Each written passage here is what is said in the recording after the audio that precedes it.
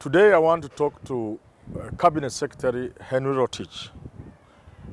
Must now, I think with other Kenyans, live with the idea that Rotich is here to stay. Perhaps since Ruto might take over, then it means Rotich could be with us for about maybe 14 years, up to around 2032. So we must live with him. So that's why I want to talk to him, because the president has refused to sack him. I want to ask Henry Rotich to explain to Kenyans this fixation with taxation. Do you want to enjoy taxing Kenyans even when there's nothing to be gained? I want to remind Henry Rotich that we know that taxes are indeed necessary. Government needs taxes to be able to run programs that will benefit the people of this country.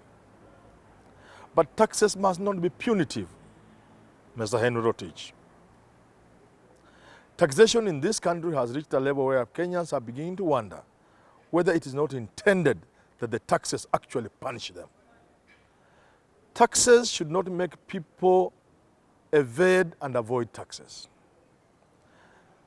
Taxes and taxation should not scare away investors. And indeed it does, the moment it goes beyond a certain level.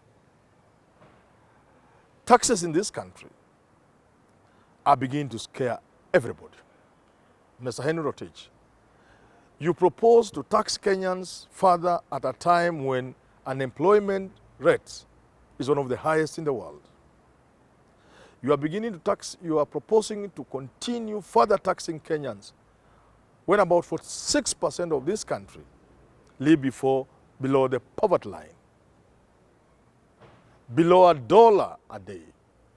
And these are the people you intend to tax.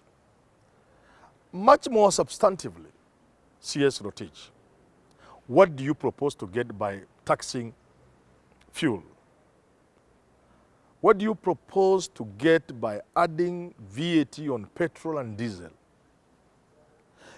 Before we answer that question, we must remind you, if you have forgotten, that the moment you touch fuel, especially diesel, then everything just goes out of place.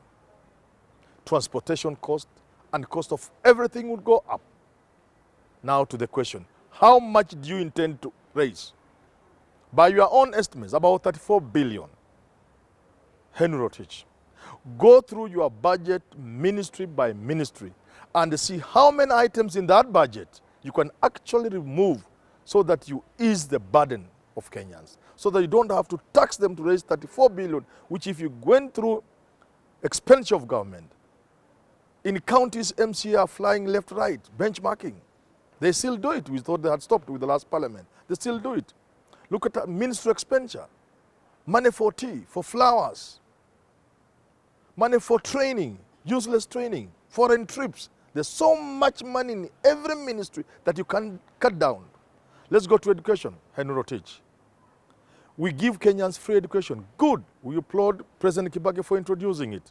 But the question is, does everybody need their children to be educated? I personally wouldn't need. You mean doctors in this country, engineers, teachers, nurses, all of them want their children to be educated free? The answer is no. Free education should target those Kenyans who cannot afford it. And that will leave you sufficient money to save the same poor Kenyan from further taxation. Henry Rotich, CDF is unconstitutional. The money you propose to get by adding VAT on petrol is almost the same shilling for a shilling the money you give MPs to play around with in the name of CDF, which is unconstitutional, which they play around with, which they buy popularity with. The classrooms they constructed 10 years ago have all collapsed because they didn't get technical input. There is so much money you can save without affecting Kenyans. So the question is, do you enjoy seeing Kenyans suffer? Are you the kind of person who derives satisfaction from the suffering of others? Are you perverted? What's your problem? What is your problem? Do you want to enjoy people just suffering? What do you get out of it?